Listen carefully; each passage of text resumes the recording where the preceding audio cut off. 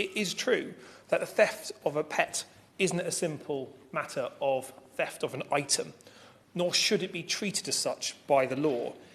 It's the callous and criminal removal of a family member. It's kidnapping. It is something that strikes at the very heart of that family unit. Pet theft is a tragedy that should be measured more in emotional distress than in economic loss. And this debate has touched on not just pet theft, but a number of the parallel issues around animal welfare and protection of our animals as well. And so it's touched on microchipping, animal cruelty, criminal breeding, puppy farming, the import and export of animals as well. And I think where we need to look at it is not just taking one item as a line item to look at what can be done, but to recognise that pet theft plays into a much bigger concern around the future and the welfare of our animals as well together. And I think the approach that ministers have adopted, especially since 2015, of parcelling up animal welfare into smaller and smaller bills, smaller issues, and dealing with them one by one, is a fantastic way of gaining headlines, but it doesn't deal with the comprehensive nature of some of those challenges.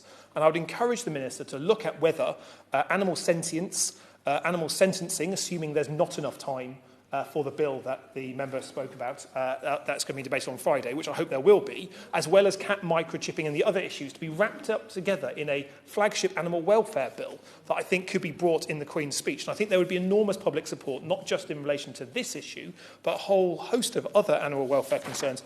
And the real pressure on police means that in many cases these crimes are not being properly recorded as pet theft. They're animals going missing, or they're simply not recorded at all.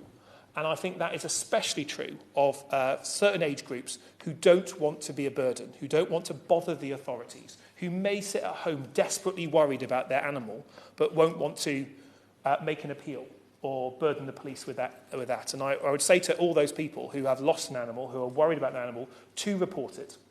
Because there are currently animals in animal shelters up and down the country who are waiting to be reunited.